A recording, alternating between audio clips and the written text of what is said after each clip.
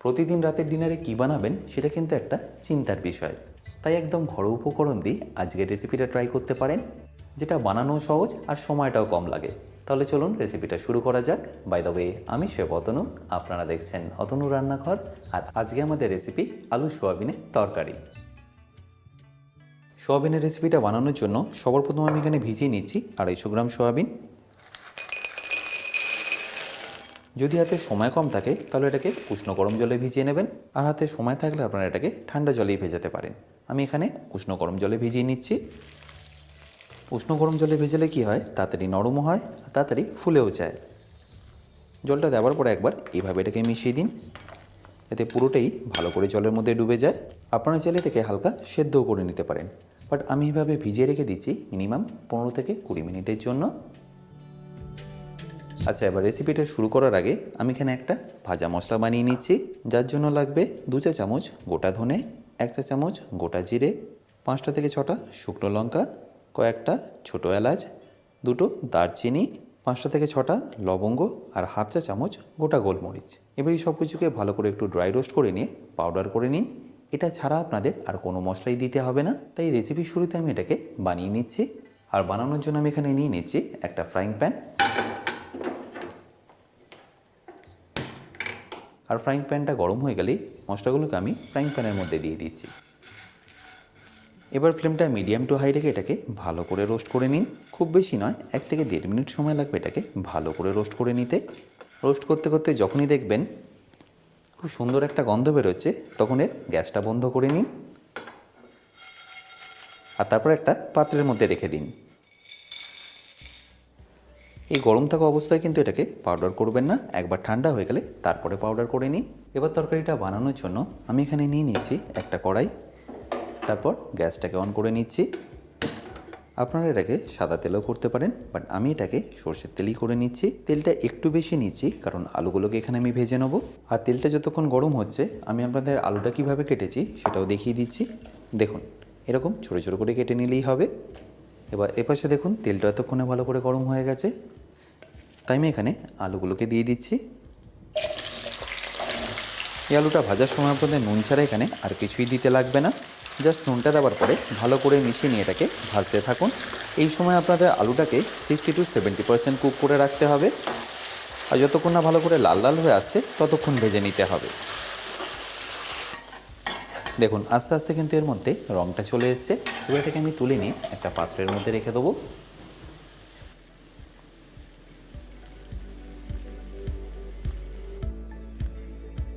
এবার এই একই তেলের মধ্যে আমি দিয়ে দেবো কুচনো পেঁয়াজ,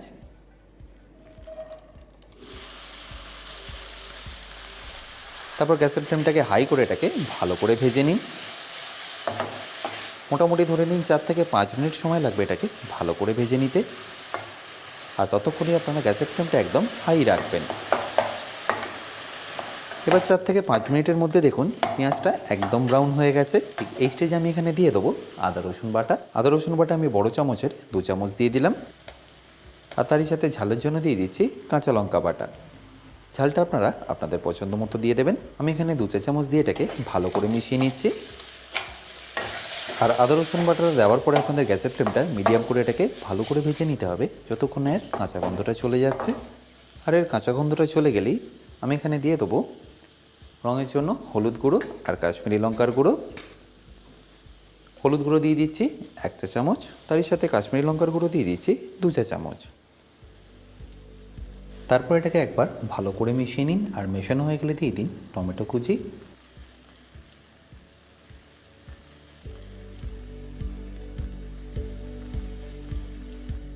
এবার এই টমেটো যাতে তাড়াতাড়ি গলে যায় তার জন্য দিয়ে দেবো স্বাদ মতো নুন। আর নুন দেওয়ার পরে এটাকে ভালো করে কষতে থাকুন যতক্ষণ না টমেটোর কাঁচা গন্ধটা চলে যাচ্ছে। খুব বেশিক্ষণ সময় লাগবে না, 3 থেকে 4 মিনিটের মধ্যেই দেখবেন এটা একদম পারফেক্টলি কুক হয়ে গেছে। আর 4 মিনিট পরে দেখুন টমেটোগুলো এখন পারফেক্টলি গলে গেছে আর মশলাগুলো থেকেও তেলটা ছেড়ে দিয়েছে। এবার এই স্টেজে আপনাদের দিয়ে দিতে হবে 3 চা চামচ ফেটিয়ে রাখা টক দই। টক দইটা দেওয়ার সময় আপনারা গ্যাসের ফ্লেমটা একদম লো রাখবেন, না হলে কিন্তু টক দইটা ফেটে যাওয়ার একটা সম্ভাবনা থাকে।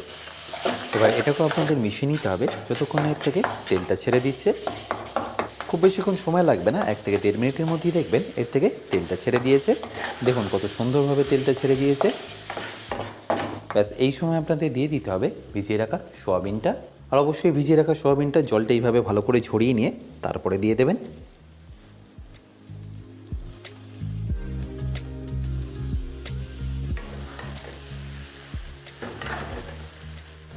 আর সোয়াবিনগুলো দেওয়ার পরে এইভাবে এটাকে ভালো করে কষাতে থাকুন।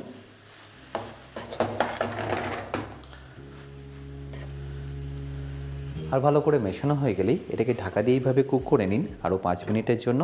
বাট এই সময় কিন্তু আপনারা কোনো রকম জল এখানে ব্যবহার করবেন না। এবার 5 মিনিট পরে দেখুন আমি ঢাকনাটা সরিয়ে নিচ্ছি। এই সময় সোয়াবিনের যে কাঁচা গন্ধটা আছে সেটা একদম চলে যাবে। আর আস্তে আস্তে দেখবেন এটা থেকে জলটাও ছাড়া শুরু করবে। ব্যাস এই স্টেজে আপনাদের দিয়ে দিতে হবে 3 থেকে 4 কাপ জল।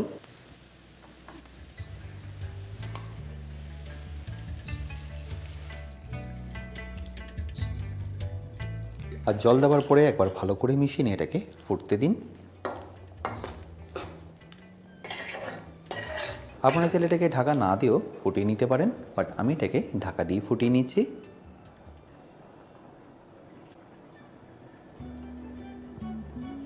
এবার 2 থেকে 3 মিনিট পরে যখনই দেখবেন এটা ভালো করে ফুটে গেছে, তখন এখানে আমাদের যে ভাজা মশলাটা ছিল সেটা দিয়ে দিতে হবে। এই মশলাটা দেওয়ার সময় দেখবেন টেস্টটা একদম চেঞ্জ হয়ে যাবে, আর সাথে সাথে দেখবেন গ্রেভির কালারটাও চেঞ্জ হয়ে যাবে। এবার মশলাটা দেওয়ার পরে একবার ভালো করে এটাকে মিশিয়ে নিন। আমি এই মুহূর্তে এই জন্যই এর মধ্যে আলুটা দিচ্ছি না, কারণ আলুটা আমাদের অলরেডি কিন্তু 80 to 90% মতো কুক হয়ে আছে। দেখুন মশলাটা দেওয়ার সাথে সাথেই গ্রেভির কালারটা কতটা সুন্দরভাবে চেঞ্জ হয়ে গেল। আচ্ছা, এই সময় কিন্তু আপনারা অতি অবশ্যই নুনটা চেক করে নেবেন। যদি কম লাগে তাহলে দিয়ে দেবেন। আমার গ্রেভিতে নুনটা একটু কম লাগছিল, তাই এখানে আমি অ্যাড করে দিলাম। পারলে সাথে 2-4 দানা চিনিও এখানে অ্যাড করতে পারেন। দেখুন ঠিক এইটুকুনি চিনি দিয়ে দেবেন। এটা কিন্তু মিষ্টি করার জন্য নয়, টক দইয়ের যে টক ভাবটা থাকে সেটাকে ব্যালেন্স করার জন্য। ব্যাস এবারই সব কিছুকে একবার ভালো করে মিশিয়ে নিন, তারপর আবারও ঢাকা দিয়ে কুক করে নিন 2 থেকে 3 মিনিটের জন্য।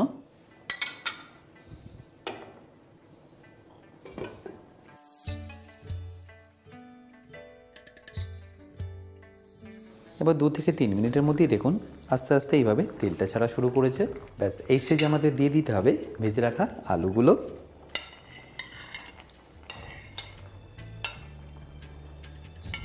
আর আলুটা দেওয়ার পরে আপনাদের খুব বেশিক্ষণ কুক করতে হবে না, জাস্ট একবার এইভাবে ভালো করে মিশিয়ে নিয়ে 1 থেকে 1.5 মিনিট কুক করে নিলেই হবে।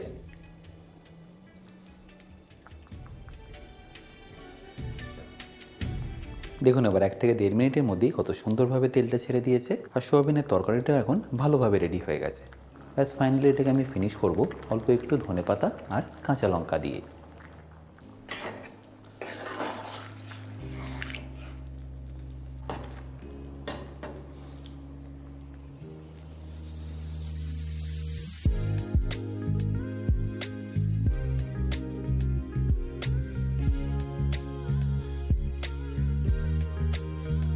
আশা করি সম্পূর্ণ রেসিপিটা আপনাদের নিশ্চয়ই ভালো লেগেছে।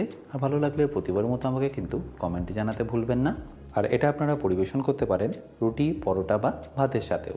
বাই দ্য ওয়ে, আমি শেফ অতনু, আপনারা দেখছিলেন অতনুর রান্নাঘর।